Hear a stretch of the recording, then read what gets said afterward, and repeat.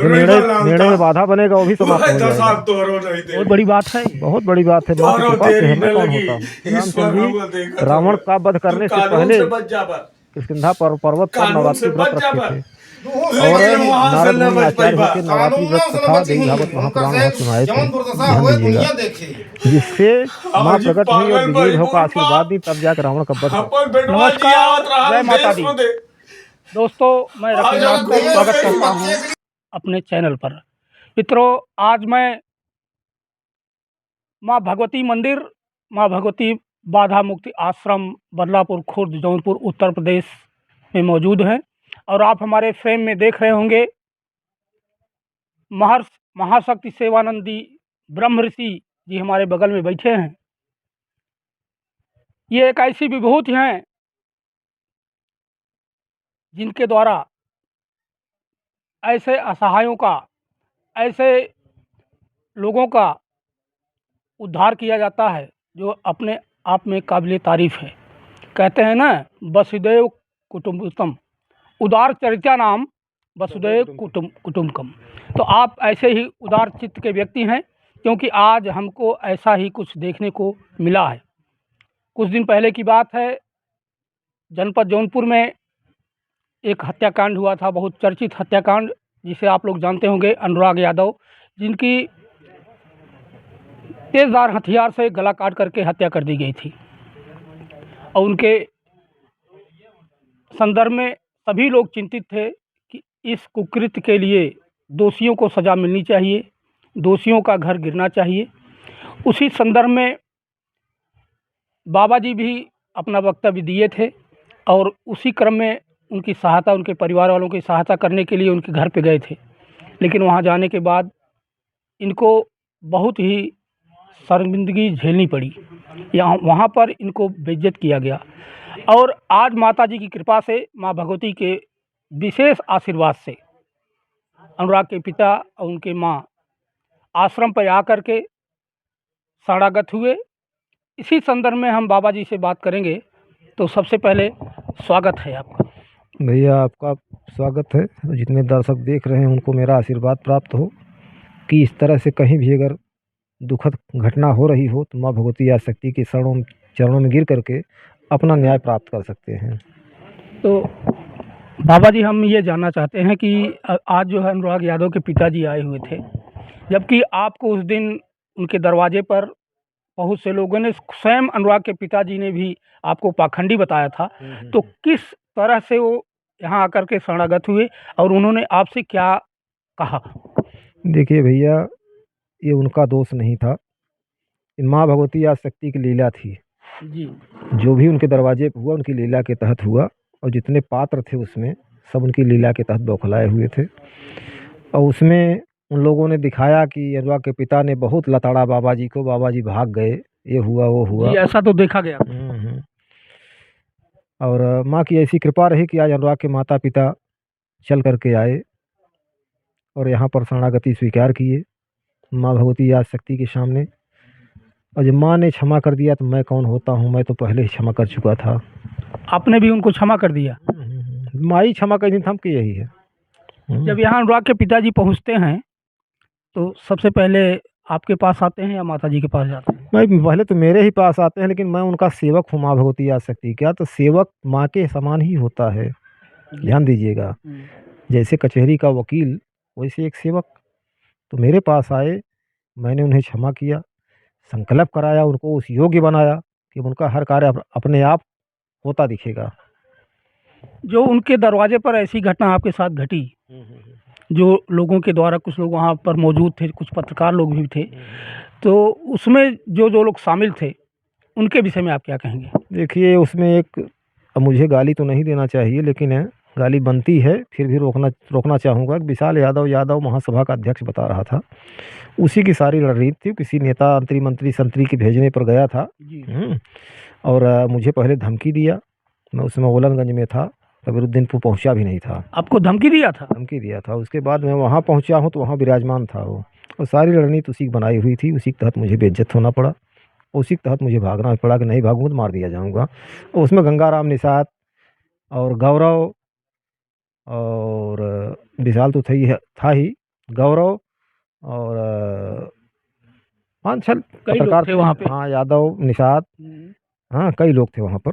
उन लोगों के द्वारा आपको बेइज्जत किया गया था। बेइज्जत किया गया भाई। अरे हम जब भाग रहे थे तो पीछा किए चले आए जहाँ गाड़ी मेरी खड़ी थी वहाँ तक। माता जी की कृपा से आप वहाँ बच करके आए। माँ ने संकेत दिया कि बेटा हटो, यहाँ मत रुको। अब मैं चल दिया तो मैं देखा आगे बढ़ के, फिर साधना लगाया तो माता जी ने कहा कि बेटा ये मेरी लीला के तहत था, इस पे खेद मत करना।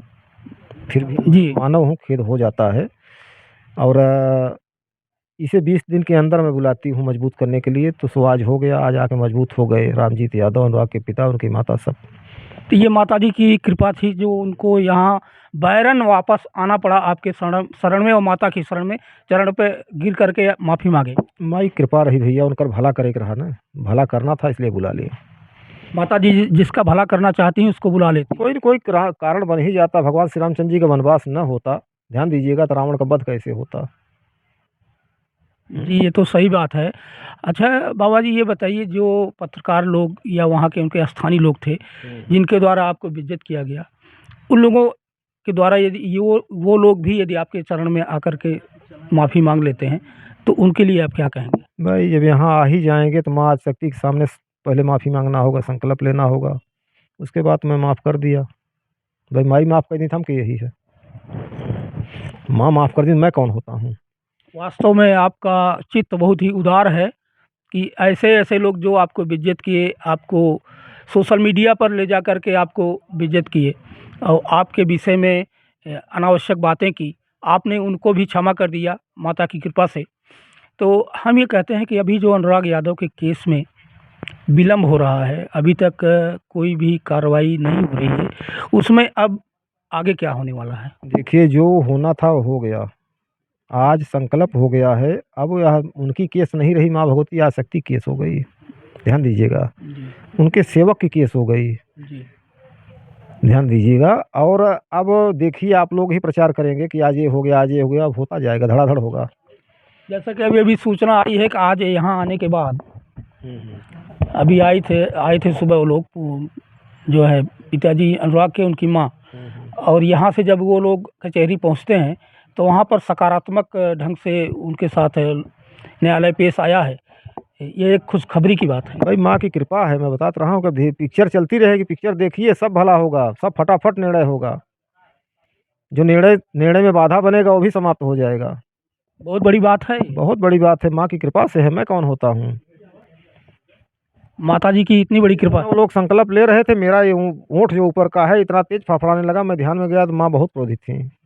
जी। अब उनके क्रोध के सामने कौन टिक सकता है बताइए। भगवान श्री रामचंद्र जी रावण का वध करने से पहले किष्किंधा पर्वत पर नवरात्रि व्रत रखे थे, और नारद मुनि आचार्य होकर नवरात्रि व्रत कथा देवी भागवत महापुराण वहाँ सुनाए थे। ध्यान दीजिएगा, जिससे माँ प्रकट हुई और विजयी भाव का आशीर्वाद दी, तब जाकर रावण का वध कर पाए थे वो। तो आज इन लोगों के लिए नया जीवन है।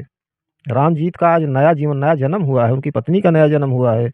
अब कोई रोक नहीं सकता, उनको विजय मिलेगी। और उनका पुत्र जो खोए हैं वह भी एक दिन वापस आएगा नाती पोते के रूप में।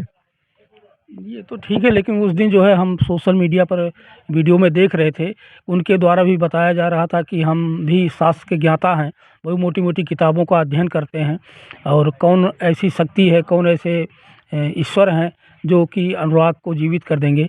तो आज वो शरणागत हुए हैं, तब आप क्या कहना चाहेंगे? देखिए पोथी पढ़ने से कोई पंडित नहीं होता।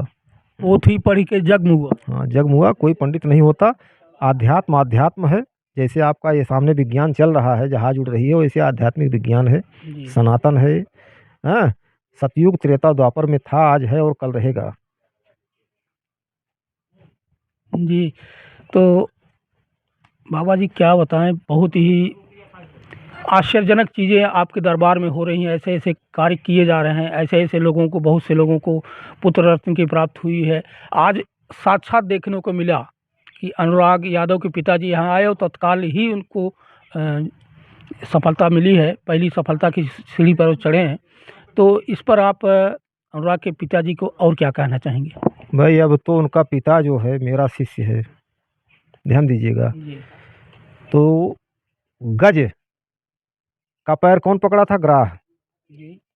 और भगवान श्री हरि ने ग्राह का गला काट दिया। जी ठीक, तो गज का रथ नीचे नीचे था, ग्राह का रथ ऊपर हो गया था। जी ठीक, तो आज उस दिन हमारा चाहे जो किए हों, लेकिन आज वो 20 हो गए।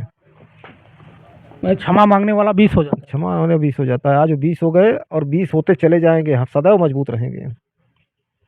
क्या आप अनुराग यादव की दूसरी तारीख पर फिर कचहरी में जाएंगे? हम तो जाने वाले हैं, जितनी तारीख पड़ेगी सब में पहुंचूंगा, क्योंकि देखूंगा कौन निर्णय नहीं दे रहा है। जो नहीं निर्णय देने के पक्ष में रहेगा दंड पाएगा। आध्यात्मिक दंड जबरदस्त दंड होता है, कोई बच नहीं सकता। वाह, क्या बात है। ये आध्यात्म एक ऐसा क्या कहते हैं तिलिस्म है जिसे समझना बहुत ही मुश्किल है, ज्ञानी लोग ही इसको समझ पाते हैं। तो दोस्तों, ये थे महाराज जी, और फिर मिलते हैं किसी अन्य वीडियो में अन्य खबर के साथ। जय हिंद।